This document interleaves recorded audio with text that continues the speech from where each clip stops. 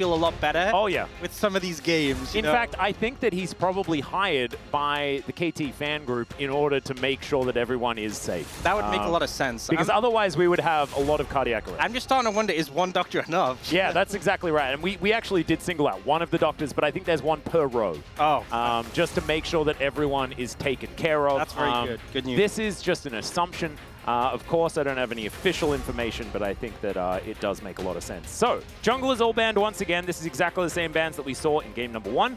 And is Susan going to be once again taken away? Because that would be mirrored as far as these bans are concerned. The thing is, if you ban Nasus here, it's probably just the Azir first pick again. So it'll be interesting to see what they opt to do in this situation. They're taking as much time as they can, and it will just be the Nasus. Then I think T1 just lock the Azir. Yeah. I think when Azir is strong, Faker will just do this. We've seen this in the past like year and a half happen a lot where it's like, okay, well, Azir's open, we'll just stick him on it. Consistently high priority. So now, over the side of KT, I think you just, why don't you just lock Smolder center and just say your move? They haven't really been leaning towards the center. They've been going this for Next and Sedge consistently. But there is the threat of that Olaf. But to be fair, last time the Olaf was picked in second rotation, they will let it through the second rotation. My question for T1 is, how heavily do you prioritize the Lilia? Or do you just take center Olaf right now? Yeah. The Olaf did great in the top lane matchup against the Renekton. If you leave it to second rotation, it's going to ban 100%. The Aatrox didn't fit the bill. If you're going to make the center thing work, I think Olaf center here would be good. But they want to prioritize the Lilia for Ona, and they will lean on that instead. So the question is, do they still go for the center, knowing that the Olaf is off the cards? The answer is probably, but we'll have to see what they can come up with as a solution to the lack of that. So Lilia is going to be locked in, and then, I mean, if we're just following game 1 to the letter, it is just going to be center locked in, and then we move over to a Smolder pick, and I think that that's actually kind of likely to happen. I think if you drop the center, you're in a little bit of trouble, but instead it's going to be the Olaf, and that will be locked in just to make sure that Zeus can once again get that matchup towards the top side of the map. Yeah, because Veigar? He was doing well in the top matchups. They want to secure that. I don't like the Veigar, because I think Veigar is a good pick into Azir. Do you know what it's not a good pick into? Olaf. Olaf. Yeah.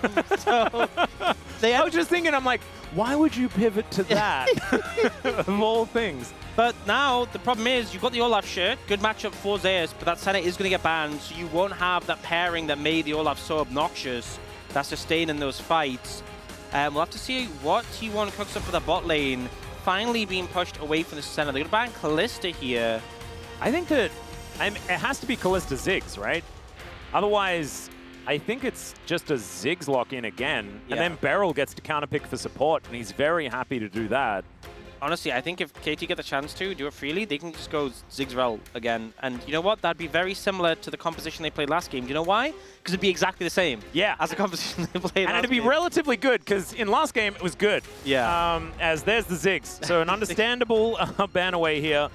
And do they just go Seraphine, or is it just MF? I think you leave support counterpicks from on port. Well, I wasn't thinking for support, because Deft has done it already. And it is another long-range mage that they could play on the bottom side. Yeah, I mean, I guess they could in theory. But again, into the Olaf, the CC is limiting. That's a very good point. So I think the MF, pretty good. We've obviously seen the value of the ult if you can get people to stay on it. The question is, what they're going to play support. They'll see what T1 pick up, though.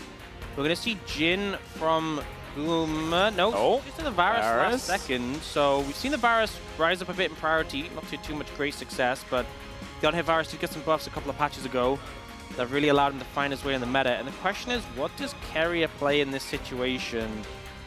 I think a lot of supports would just pick an engage support. That would be the standard for probably 90% of our roster in the LCK, is you just pick like whoever you want out of like Rel or Alistar or Leona. I think you just pick Rel, right? And I think he's probably just going to pick the Rel. And now Beryl will pick Alistar, and because that is the theoretical counter, because she presses her button and then you press headbutt. But we did see that this was a catastrophic failure yesterday. Yep. B&K, they were like, haha, we will outthink you by picking the Alistar. You cannot pick Rel. And then they picked Rel and they won. Because Rel's really good. So that is what KT are going to do. This is a different story, right? Duro, very new support here in the LCK, playing for B&K yesterday. This is Beryl, who was probably one of our best Alistars in a really long time, in 2019, which was a really long time ago. And he has a lot of practice on this champion. Can certainly set up for a lot of these big team fights to allow BDD and Deft to do as much damage as they would like. A lot of physical damage here on the side of KT, but when you have true damage, it doesn't really matter. Yeah, and Smolder also does quite a lot of mixed damage as well. It is obviously more physical, but still does a decent amount of magic as well. Make It Rain is magic damage as well, I'm pretty sure. True, it is. So there you go. Too significant. Hey, how dare you? How dare you? But yeah, I mean, I think this is the most standard compositions we've seen so far from these teams. A lot of it's going to come down to execution. I do think that BDD on the Smolder again is a bit worrying. He's been such a threat on that pick. He's at Swift to support Swiss. He's Swiss coming in to support T1. Wow. I actually got very confused. I was like, Swift? Because I didn't assume that he was going to be just hanging out here in LoL Park. That's a long way to come. So welcome. Hope you have a good time. And let's hope that your team wins for you. On the other side of things, KT, they've got another draft that looks very similar to their other ones. And we'll see whether it's going to work out this time around as we get ready to jump onto the Rift. Whoever wins here is going to be going to match point. See who it's going to be.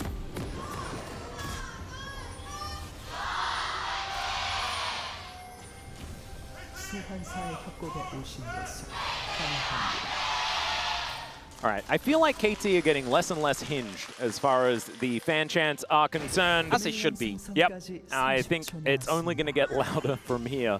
Yeah. I'm a little concerned. One thing is that if Zeus has a good top lane, well, he's done well in this matchup in game 1. If he has a good time top lane, you have the double threat of Ona Faker. And really, I think, you know, if Deft doesn't get a good ult, you're really reliant on BDD to carry these fights. So, you know, T1, once again, playing a composition with more threats. But I feel like the Ziggs was more of a backup threat in game 2 than Deft can be in this one. So maybe a bit of concerns about that. Just depend, obviously, how things play out. I wonder if we see KT try to make something happen in the top lane before we get Zeus with ult, but he's actually not going to go top yet. There's a swap coming through. I wonder if he gets to spot it out. He does have a ward covering, so he should get information here. Olaf not going to play lane. Level 1 feels really bad. Yeah, and they are trying to hide it for as long as possible. As you can see here, Zeus just getting sliced on, and Deft is standing on a ward. I think he thinks that he's being tricky, but you can see from the fact that Zeus is backing away, they are going to get full information as to the lane swap that is occurring. As you can see that Beryl is still not really doing a whole lot of the laning thing, because of course it is just Perfect and Deft pushing out the lane. He's just hanging around, you know. Yeah, the cow is just, he's out of the paddock and getting stuff done. This is the danger though, because I think swapping for KT is good, and I think it's big that Zeus wasn't aware, so it takes longer for him to do this. But Olaf is one of the most annoying champions to have invade your jungle level 1. Ooh, now he's sort of realizing that he's going to have to get out of here. As, all right, we do have the back completed. And Zeus will pick up a lot of the farm underneath this turret, as we can see. Yeah, it is only casters, so it's not a ton of XP. He will hit level 2, but he won't really be ahead compared to Perfect. But normal lane's returning pretty quick overall. And, you know, we've seen short swaps since MSI, since the fortification changes. This is probably like the shortest swap we've seen. Yeah. Like a brief little visit to top lane for Deft and Beryl. This must be really annoying for Gumayusi. Look at these minions. They're still alive, and they're on 0 health. And so Deft should be able to get a whole bunch of them when he could have otherwise been denied. Yep, the XP a big thing as well. Even if he's not able to get the gold from all of them, just getting the XP is massive. Oh no, he's going to push in aggressively here. He knows he has Prio in the bot lane, and a big wave stacked up, so he knows he can't really be challenged here. Yeah, you can see that Piotrek is moving on over, but like you were saying, Deft and Beryl sort of tied down right now. Ward goes in, Piotrek going to be spotted. as there is the smite. Ona going to be able to secure it, and the Gromp now going to be considered here by Pioshik. No bowling ball to connect as Gumiushi Carrier are going to continue to be frustrating, as no real lead to be picked up from either side. We've seen in our first couple of games that the action sort of starts relatively early, especially in game number 2, as that is going to be Pioshik locking it down. No piercing arrow to steal that one there. Gumiushi just getting his eye in for things to come. Yeah, that would have been a tilter. You know, it's not even about the impact in the game. That's a hard one to shake off if it does happen. KT trying to have some presence here and force T1 away, but Ona will turn up just to protect his bot lane and get them back in the lane. And Zeus not doing so hot in this matchup so far. Yeah, Perfect actually kind of having a bit of a renaissance here in this top lane. I think, honestly, the impact of the level 1 that Olaf has into Renekton cannot be understated. Like, you can really zone him away, stack up the wave, harass him with axes, and just missing out on that, I think, really hurt Zeus. Obviously, Renekton at level 3 gets a lot of power. Yeah, working out so far. You can see BDD doing exactly what he did in the first couple of games. And, of course, this is the same matchup as game number 1. Faker in a little bit of trouble here in this lane. I think did manage to get the cannon. Yeah, I might have to... That's what he's happy about, but looking for a recall, yeah. TP back in here. I think he's too low. We'll see, though. We do see Ona just in the vicinity covering. I think he got a level up there, so he's not actually too bad. Not a great spot to be in. You know, when you're playing anything in a smolder, you don't want to be winning early. But especially when you prio this Azir, you really don't want to be falling behind. And with the Olaf going down as well, things aren't looking so hot for T1 in this game. Definitely a much better start here for KT. And I think we were not the only ones worried about what KT decided to do, right? Committing to this Renekton Sejuani anytime they could find it. But we're starting to see some of the value, as even though they haven't necessarily been paired up all that often, it's been extraordinarily valuable in both of these games. As there we go, Pioshik going to be able to lock it down, as Ona is not able to find Sejuani with the bowling ball. Look back and forth, a lot of just looking for any little camps to steal away. Still an edge for Ona, but just able to answer back does make a difference. Yep. And we see that swap coming in. We saw this from KT earlier in the series. And now it's T1 leading the charge. Sending their Varus up top lane. They really want to prioritize these grubs and will move their bot lane there to do so. And you can see that KT, they've just TP'd Perfect in top. So they don't have the members to contest this as 4v5. One thing to say, if they act now, it's an MF. She can get here pretty quickly as far as champions go. Yep. With a strut. But it's also Zeus without TP, so actually, sorry, it's a 4v4 still, and KT feeling confident on that. It's Perfect level 6. Yep, BDD also had control of the mid-wave, so able to get here first. Oh, the steal! That was pretty sexy. T1, I think, can possibly even just move away from this, but you can see Carrier looking aggressive. That's a flash out from Beryl. Mum does a lot of damage to T1. But it is going to be just these 2 grubs that are going to be taken away. Another one, Gumiushi perhaps? No, not going to happen this time. As, yeah, Perfect just going to walk up and stun the Varus. That's a crocodile. Yeah, he's pretty scary. He does have Dominus up and available. Gumiushi without the Chains of Corruption just yet. And he's now just going to look for a reset, as Zeus is going to get hit by the double up from Deft there. One of the most satisfying abilities in League of Legends, I think. Landing a good double up feels so good. Oh, it's so annoying to play against, though. The angles are sometimes fine. Oh, yeah. Bounces to the side. Very frustrating to go up against. I feel like it's one of Spaghetti's greatest achievements. Yeah. Is just how double up works sometimes. It's a beautiful thing. The ways it finds you. But yeah, I mean, so KT get 2. I think the steal for T1, they can be pretty happy with that one. But ends up being a 4v4 on the top side. And considering T1 swapped that bot lane up there, they're kind of losing out, you know. There's now a CS deficit in the bot lane as well. We talked already about how mid and top weren't going as good as T1 had hoped. We're now seeing an advantage for Deft in the bot lane as well between him and Guma. So things just going from kind of bad to worse, I feel like, for T1. It's not significant, right? The lead is very gradual, very small at this point. But definitely in favor of KT right now, I think, with how the game's played out. But Guma now has access to his ultimate. We'll see if the Varus can make some plays. They're looking towards this Renekton under tower. Possible dive avenue here as they're stacking up this wave. And they do have a lot of chain CC. Of course, Perfect will be able to just press Dominus and try to weather the storm, but this is Yeah, this is real dangerous. I see what you did there. The ultimate has been precast, but there it is. I just don't know what he's going to be able to do here. He goes and has a nap, and that is going to be first blood going over to Ona. And meanwhile, underneath the turret here, Ragnarok has been popped, and Pyosik has to flash. Deft not quite able to grab it quickly enough, but still going to be able to lock down the kill. So both top laners are being treated to some top lane action. And it is just going to be relatively even. T1, though, do come out ahead by picking up first blood and a bit of extra added on farm and things like that. It must be terrible being a top laner. Oh, yeah. Play, honestly. It's just so unfair. Obviously, both teams trading here. VOD will get that cannon. Oh, that was very close. You see Faker really trying to make that caster minion do a bit more damage. This is so hard. Carrier leads it with the Q. They layer the CC. But because of the sleep, they can drop aggro, let the sleep come through, and then just move back in. Really hard to counter against. And then bot lane, you can ignore the CC, but between the Alistair and the Sejuani, they're so tanky. Barrel ignites, tanks the tower up for a bit.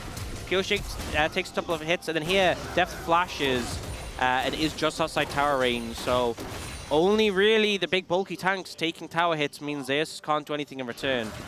It is still going to be a lot of flashes utilized there. You saw Beryl, Deft, and Pyosik all having to invest them. Yeah. Ona holds on to his, Gumayushi his, Carrier his. Perfect also, not going to be flashing. And Zeus, guess what? He didn't flash either. He did ghost though, but yeah, it definitely felt like T1 had to clean a dive there. Now, they're looking for a redive here. Zeus doesn't quite have his ult yet. It's up very soon, though. Should be up by the time they're in position to dive. Ona could move down here, but he's got his Raptors to deal with. You know, there is some killing some camps to take down. The Ragnarok, like you were talking about, still up and available. Let's see whether this can work in a 3v2, as there is the Ragnarok coming down. Bowling ball avoided. As Beryl is just dead. That's the watch out eat from Ona, as he is going to get pushed back there momentarily. And that dive just straight up didn't work. Yeah, Beryl was pretty low HP before he ulted, so it just wasn't enough to keep him healthy. And also, Olaf has some true damage in the kit, so you don't get a full reduction against him. Good play there to counteract KT's attempt. And Ona now with 2 kills in pocket, and already a farm lead over Pyosik, feeling pretty good. Now, Perfect can just renect in the wave. Yeah, he did just renect in the wave. Had to press W for that one, and will be able to... Oh, that's a little bit of a shame. Still going to get the experience. It's all going to be fine, but the result of this is the fact that Zeus is now up a wave. And he's feeling pretty good about it. Does have to go back now, so Deft is going to get some spare time with this, this outer in the bottom lane. But with these grubs up and available, T1 with a much better position around it. And I think KT just going to have to be happy taking some plates for themselves, although Deft is going to be backing away. Yeah, so his thing is that Zeus isn't on the map right now, but he could be heading topside. KT don't know, so they have to kind of respect the fact that they don't have information on how many members are going to be there. I also think with Ona being so strong, it's a bit of a cautious one. So they're just going to give up the grubs completely and look instead towards the dragon. There's an ocean dragon first of all.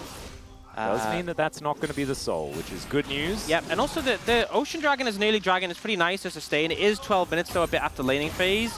But T1, no hesitation. You take Dragon, okay, we're going to take this top lane, tier 1, and get some first tower gold. Well, Deft, he can make it rain. That makes things a little bit annoying there for Ona to be able to catch up. And that is going to be that dragon taken down. But I think the trade here, not exactly fantastic for KT. As you can see, we're ballooning to above 2,000 gold, the lead for T1 with not only first blood, but with now first brick on top of it. And these incremental leads that T1 have been able to put together for themselves have been pretty impressive considering the early game state that we did see created by KT. Yeah, it didn't look ideal, and they've managed to really pull things back in their control. I will say, a bit unfortunate, Carrier picked up the gold there, shared with Guma. You can see they try to stall it out, so it'd be Guma's solo gold. Obviously a bit unfortunate there, but still Guma getting enough to finish off this Blade of the Ruined King. Is a bit nerfed on this patch for range champions, 5 less AD, 5% less attack speed, but still pretty good for the on-hit Varus. Yep, sort of one of these things that he still has to build. The Terminus Wit's End build is also so tanky. Yeah, they also changed Terminus so it has more on-hit damage early, although if you're not rushing it, it's not really a major thing to worry about. I wasn't on this patch, it was like the patch before, I think. But not that much magic damage on the side of KT, so I expect a lot of armor to be picked up by T1 in this one. Now, finally back to normal lanes with a bot 2v2, but with Ona here kind of cheating, allows T1 to get another plate. Yeah, more money going over to Gumayusi and to Carrier. We haven't really been paying too much attention in the mid lane, as it is just trading a farm. That's it. It literally is. That's all they're doing. Yep, 100%. We'll see whether BDD can once again have a big impact, but right now he is in hibernation, I guess. Just looking to grow up, you know, as is the young Smolder's way. As Pioshik going to be taking his red buff and now considering moving forward, trying to find something to get done here on this map. The Rift Herald going to be spawning in 7 seconds time, and that might be where they're going to be putting their attention. Faker moving down towards the bottom lane, teleport in hand. Yeah, it just feels like KT not really in position to contest a lot of these things, because the fact they have both Deft and Beryl down here, Faker's down here, but he's got TP, so it just feels like they're really not interested in contesting some of these early objectives. Yeah. And giving a lot of space to T1, not wanting to face them head on, which can make sense when you have that Smolder. You're like, let's just let him scale, but they are starting to fall more and more behind. And this Herald could mean a mid-tier 1 for T1, which would be huge. Well, they are just going to take it. Let's see where they do put it down. Might actually just be plonked into the mid lane immediately. As Perfect and Zeus continuing to go at it here. See Perfect in a better position than he was in game number 1, but I think not in as good of a position as he was in prior. As BDD wants to grab this cannon, will be able to do so, won't be able to stop the charge, but also Shelly's not really going to be able to get more than just a bit of damage onto this outer turret, so not the most consequential of the Rift Heralds. Still going to be a lot of value as far as T1 keeping up the tempo, and as you can see, 2.7k going to be their advantage moving into this mid game that we're seeing upon us right now. First item buys to come in. Ona does have now his Liandry's. Still looking for Zeus to complete his Stride Breaker, which is likely to come in relatively soon. And yeah, just feeling a little bit like we're calming down. KT probably okay with it because they have a Smolder and things like that, but I also think that T1 with Faker on Azir are also just a much calmer team.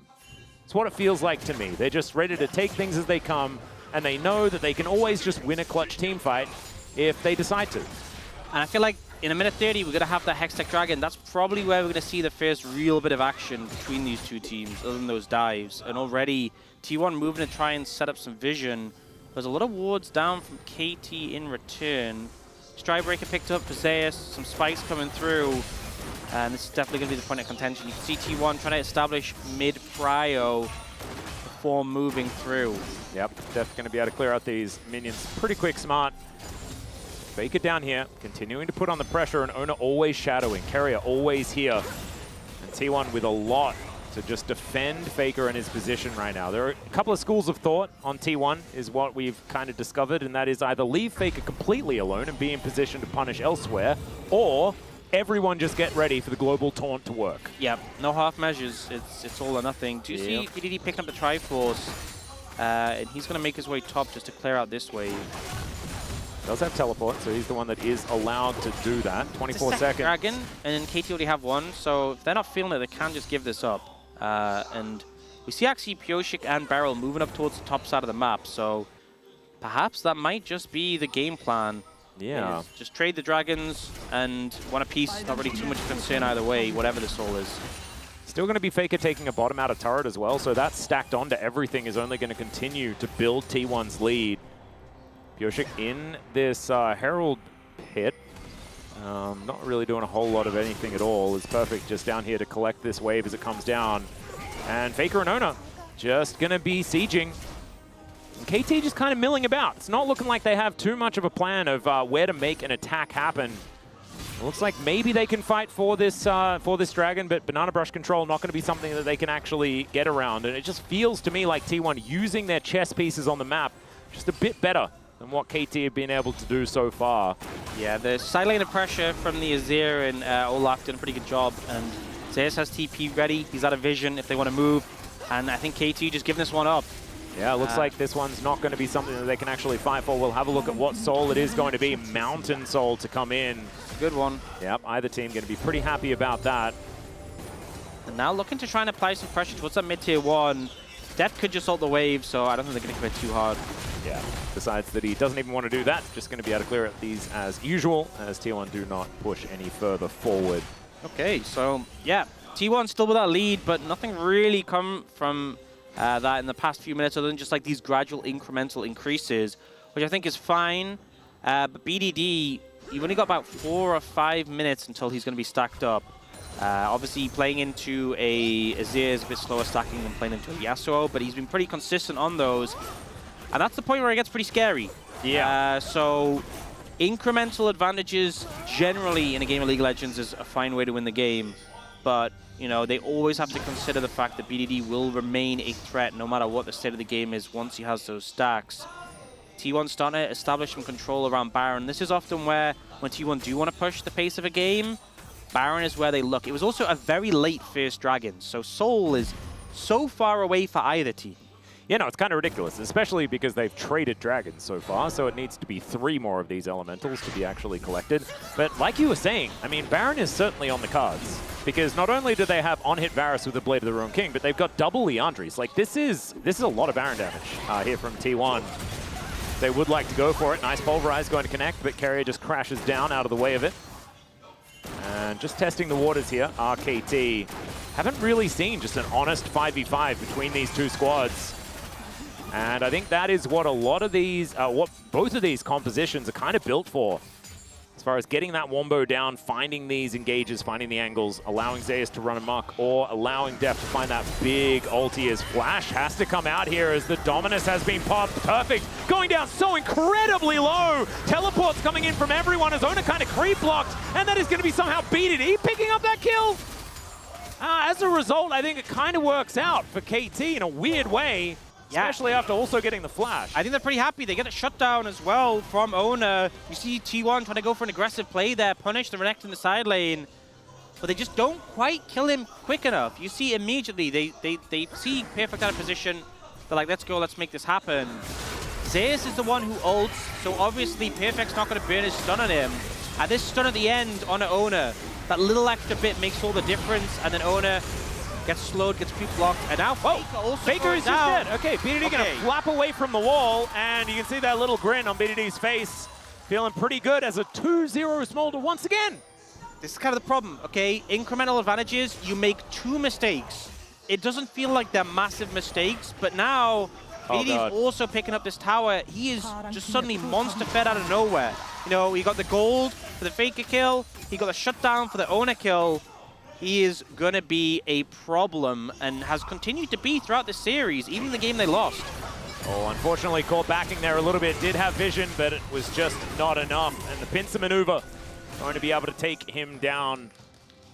KT not holding anything back to kill him there either. They're like, nope, we're just going to press ultimate buttons and we will take you down. Pureshit going to land the ulti. And of course, with a stationary target, it is going to work out. So a little bit of dropping of the ball here for T1, but not end of the world. And as you can see, it is still almost a 2,000 gold lead. So that has brought KT back about 1,000 gold. The problem is Smolder. Yeah, it's just the Smolder factor. And I think T1 might get to the point where they're starting to look for plays that could feel a bit desperate here. They are hovering around Baron again. BDD is 2 levels up on Faker right now. And, you know, he's 2 levels up on everyone. Yeah, highest level in the game. This is not where you want the game to be. And remember, T1 is on blue side. You know, if the teams keep trading wins on blue side, that's fine. Whoa, okay. So Beryl was able to get the headbutt off, but unfortunately, he headbutted the air. Yeah, but as I was saying, you know, T1 is on blue side. Blue side wins only so far in the series. If they're losing on blue side, it's really such a big advantage to KT, who didn't have side selection going into this. Yeah. T1 can kind of be happy. Okay, blue side win, blue side win, blue side win. Do that for the whole series, and T1 win the series. If KT win this game, suddenly that formula doesn't work anymore. It means that they will be guaranteed another blue side game, or maybe even another win on red, in theory. As of course, that's where they would be put back, but it does just give you so much flexibility in these games. I think you're exactly right. Feels like tennis, right? Feels like breaking a serve. Yep, 100%. If you don't manage to win on that blue side. I don't think it's necessarily quite that much. We've seen, you know, sides be very, very, you know, powerful in the past. 2-2-3 stacks, by the way, for BDD, and that's 2-2-5. He's got the bin now. That's exactly what you want coming into a dragon fight. Whoa, Mom gets angry, and that is set up by a Make It Rain. Yeah, and they traded Guma's ult for Barrels. Obviously, losing the Alistar ult is a lot more vulnerable, but the Varus ult's pretty valuable in these 5v5s. Both teams just kind of playing an ARAM right now. The Dragon is up and available, but KT are like, no. We're not in a rush. I think that is the statement to really define this game. Yeah. This is the most This is the least approach. Yeah, it's the least rushed I've seen KT all year. Ever, really. It's actually just kind of nuts. The general franticness of this team just hasn't really existed today. Outside of, I guess, in game number 1, where it was just like both teams throwing each other at each other the entire time. But that's fine. You need a little bit of that original Telecom War flavor. Oh man, it's so annoying as well trying to contest a wave against Smolder because you can just bounce the Qs off the minions and hit people. Yeah. He doesn't have rapid fire Speaking yet. of bouncing Qs, that's what Def does as well. Oh, that is true. A lot of bouncy Qs. And then he had a bouncy Q in game 2 as well. Oh man. He's only been playing bouncy Qs. They've been abusing bouncy Qs. Oh. We do see that bit of poke coming in return. But still, T1 just, they don't have an avenue here. They can't find anything. They're kind of just hovering around mid. And the Dragon's alive, but the longer this time passes, the more and more the potential of a soul is just out the window. Yeah. Like at this point, the earliest you can get a soul is what, like 34, 35 minutes? That's, by that point, the Smolder is beyond online. He's just downloaded the game and he's taken over. Yep. He's fully patched and ready to go. Oh yeah. At that point. Doesn't need to worry. As Gumayushi going to be able to clear out some more vision. Banana Brush control still there for T1. I mean, this is how turret confident is still alive. This is how confident KT is in that T1 can't do the Dragon. Yoshik just went topside to do red buff. Like, yeah, what are you guys going to do about it? You know, let's just go back to farming. Let's pretend the Dragon didn't even spawn. Does the Dragon exist if no one actually enters the pit and kills it? Apparently not. Yeah, I don't know. Jonas Strong is going to have to show us to see whether that is in fact true. But that's 3 items for BDD. So the Dragon most certainly does exist. Yeah, and the thing is, you know, Triforce, great early item because you proc on every Q. Manamune gives you a lot of AD, procs on your Q as well. Rapid Fire doesn't increase your damage by that much. But the long-ranged auto is so powerful, particularly into a comp like T1's, to just how frequently he can get these Qs off. And now he's just going to become so much more dangerous. Yeah, especially when the Q is stacked this far, because not only does it benefit from having stacks, it also gets you more stacks, because you hit more Qs. Yeah. As Zeus there's a dragon! Wait. Maybe this is the way to take the Dragon, is just to throw a Viking at it. Did you guys know there's a dragon up? Yeah, I just found out. Yeah. Thank you very much, Zeus, for showing us. Zeus is going to then deny its existence immediately afterwards, and will move away. Looks like neither team really wants to contend with there being an Elder Drake possibility on the map, as now Beryl could be in trouble. Once again, going to be trading his ulti for Gumayushi's. I genuinely think this is the longest, like, a third Dragon has been alive all season. Yeah. Like, for such a long time. They just don't care about it. I mean, I think KT are just like, you know, we'll sit here and not take the Dragon for another 20 minutes and just give BDD's at 260 stacks now. I mean, BDD is a member of the Dragon Preservation We have a Society, Dragon, yeah. You know? Yeah, he's like, we don't kill dragons. I would prefer to stay undying for, 2 games in a row. That sounds great. Yeah. I'm loving the pacifist approach. Yeah, it's beautiful. From KT. Well, they are killing minions, but I guess BDD doesn't value minions on the same level as dragons. I'm starting to appreciate wanting to take down the dragons, though. They're looking pretty dangerous. Oh, yeah. As Carrier gets burnt a whole lot. Zeus is going to be giving his team a red buff. That is going to be the collection there. KT wanting to grab some buffs themselves. And I will say, this has been the least inspiring 3,000 gold lead I've ever seen. You know, they are technically ahead in terms of money, but I just don't feel it right now. It just doesn't seem to be relevant. No, I think that BDD is a little bit ahead in being Smolder. Yeah, well, I will say though, that's the problem. Bouncy Qs as well, by the way. It would be so crazy if just a fight broke out and they got on top of him and just one-shot him. And we've been talking about this whole time, and he just immediately... Wait, are they gonna... Hang on. No, they're killing the Scuttle. They're killing the Scuttle. Okay. But, we just Scryers-orbed the Dragon. He's killing the ward? And so the Dragon does exist once again. He's like... They are really doing the pacifist run this time. Oh, yeah. I guess no one should tell BDD that they did kill that Ocean Dragon earlier. But I guess, some people become vegetarians later in life. I guess you're not going to... Wow, BDD started up the Dragon. He's not a member of the Dragon Preservation Society. Or maybe he left, you know? Oh, yeah, maybe he had to leave because otherwise they were never going to be able to get the objectives. Speaking of objectives, T1, they're just going to run over towards this Baron, and the Dragon will be taken, but can there be any responses? Beryl just dives in there. All right, maybe that's the response. It's perfect, just pokes his head in, and then hops out again immediately, and KT have stopped the Baron. Yeah, they started to take some damage, and I think they were really conscious of the freshly level 16 BDD, pressing R on them in the pit, and just one-shotting them. He's going to call his mom, and it's one of those call your mom when his mom's really scary. Yeah. You know, have you had those friends before? And he's just like, no, I'll tell my mom on you. And you're like, no, please don't. Yeah. When you come over to their house, yep, and, you know, you'll be doing something, and like a glass will smash or something, and immediately everyone... all the blood drains out of your face. Yeah.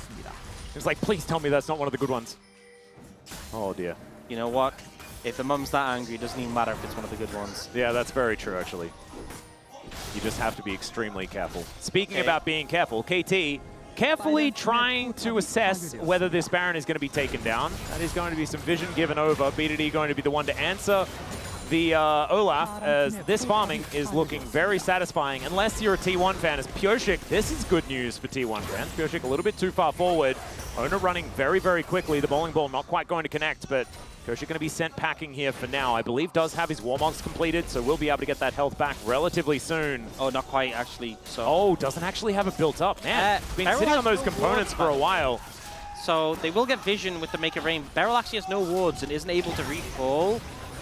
All right, he's going to have to flash to get himself out of the way. This one eats some honey fruit. Shattering Strike does not land, but Ona will be able to put him to sleep. Throws down the ulti, but had no health to back it up, and is still just able to walk it off. Never mind. Yeah, he just lives, I guess. Those hooves were made for walking. As now Pioshik looking for a bit of an angle. T1, I think they found it though, as Chains of Corruption going to have to be flashed. But that's not even the main thing. They have so much control around this Baron area, as Beryl running back, hoofing it as fast as he can. Okay, but Def can get vision with Make It Rain. That's all they have right now. They're just going to have to go for it. Yeah, they're going to have to try and find an angle. Here's the Magnet Storm looking to try and keep them out of the pit. And Pioshik still gets in, but it's not going to be good enough. Look at this AoE damage, it's gigantic. But T1 are still just going to be able to get out of there with the purple buff in hand. It's a successful heist, but it still feels weirdly... You know, it worked. They got the Baron, but BDD is still so strong. It still doesn't feel like a true victory right now. They lose one member, they get away. They're going to lose a tower as well. I feel like we're going to get to the point where T1 has like a 10,000 gold lead, and they're inside KT's base, and we're still worried about the Smolder. Yeah, I don't think that worry's ever going to go away. It's a win for T1, right? They got the Baron. You can't complain about that. But it's on the knife's edge. And you look at this situation, it's a great ult from Carrier to keep Pioshik out the pit, gets in too late, but he just gets deleted. And the rest of the team, I was thinking like BDD, imagine if you flashed Q someone if he was just in range, you'd kill like 4 people. Yep. So it really feels like they're kind of just hiding from the Dragon at this point, which has kind of been what they've been doing all game, hiding from the Dragons. I think it's a very smart idea. The Dragons are pretty scary. Speaking of which, 370 farm. That perfect timing from the observers, but the stacks, I mean, he must be at like, maybe like 350 at this point. He's so strong. He's got Leandri's finished as well. And it's not like Faker is farming really badly or anything like that, like he's been shut out of the game. It's just everything's being funneled. He's caught every side lane. Everything has just gone into BDD, and it's understandable. He's now got 4 items, and they're all really good items. You know, this feels like an aiming Smolder game. Oh, it really does. I feel like we watched this yesterday. And aiming won a few of those games. So we can see that building up the Smolder is certainly something that does work. But now it's T1's forte. This is where they get to utilize their control of the map. And you can see able to take down inner turret in the top lane. And it looks like Zeus will be able to protect this Siege Minion as well, getting to work in this mid lane. 4 grubs paying off as well. Yeah, this is big, especially against a Smolder. Baron pushes can be tricky just because you can shred the wave so effectively. But T1 keep pushing the gold advantage, but it still feels dangerous. And the thing is, Soul is so far away. Soul is just a non-factor right now. The Dragon was delayed so much. Like, if T1 secure this Dragon, then Soul's just not happening for the longest time. Nope. No Elder, really, to push the pace of the game, well, other than BDD. Oh, Okay, Ona is going to look for a little bit of aggression here as he prances forward. That is going to be the blue buff secured. Takes away from all of KT. As Beryl not going to get bold. And it is going to be a Gromp secured here. This game... This game is really just a test of how strong Smolder actually is. Can he carry... Yeah. From a 6k gold deficit, he's the fed one on the team. Everyone else is kind of just supporting cast. And it's like, there's been 7 kills this game. Somehow, there's a 6,000 gold lead. As T1, they've started up the Dragon. Vision now given over to KT. As teleport to come in. Let's see what can happen here as the Dragon does fly by, but it's just a little bit of damage onto Ona. They get the edge. Yoshik, they do manage to avoid the Chains of Corruption largely, but in goes Ona, he goes golden. Can they find the sleeps they're looking for? The flash out from BDD, but he's still gonna get taken down. And this is like what you were talking about, Orcs. Unfortunately, sometimes the little dragon just goes pop, and T1, they are just crushing KT with their wallets now. It's a little bit anticlimactic, but that is the way T1 are going to do it as they look to try and bring us to the next game with match point in hand. That's going to be the clean ace. And T1, I think, just marching up the mid lane. BDD, he's got a QSS in his inventory, just bought it now, but it's too late. Ends up getting CC'd, ends up going down, and that Smolder, who felt like such a threat, goes down with a whimper. T1, the incremental advantage is apparently we're enough to win them this game.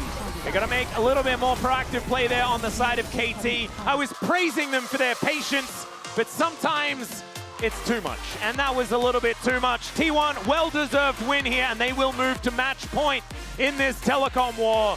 It is once again an opportunity for KT to move back towards the blue side, but I think if there was ever a chance for them to take a red side win, maybe they'll be looking at game 3 as that was their opportunity, their chance to do it.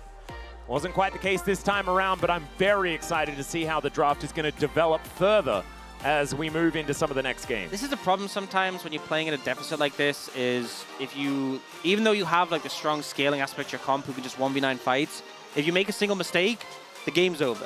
You know, there's like little windows where you have to put up resistance. One of them, the Baron, the fact they didn't get in the pit, didn't have steal, the fact they didn't clean up the fight, BDD wasn't in position in time, and that final fight just getting blown up.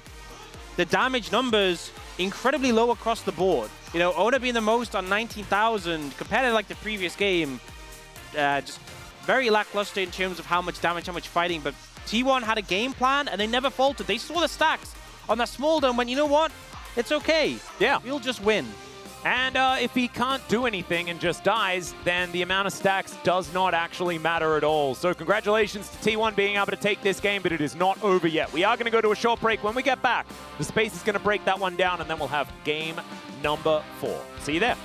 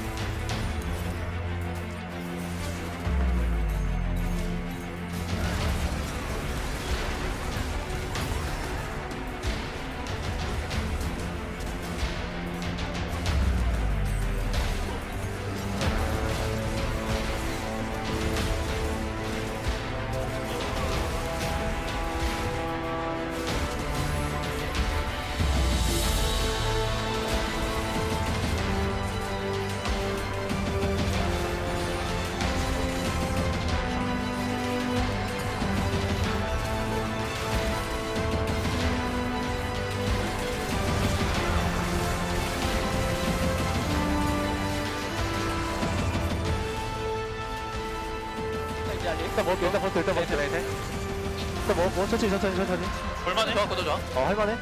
나 오른쪽 줄게. 설탕 안 보면 해볼게. 우리 앞라인 잘 걸었어. 오른쪽 나 도는 중. 오케이. 네네네네네네. 할리가 나 막고 중이야. 아니야. 스몰더. 스몰더 볼게. 자자 뒤에 나 딜로스 스몰더 잡을만해. 스몰더 잡았어. 레넥 잡았어 위로. 비포. 미드라인. 스라인 들어갈게 텔 찍어줘야 돼. 오케이. 나 막아줘요. 내가 쫓아갈게 이거. 밀면 될 듯. 살았다. 까봐봐. 나이스. 나이스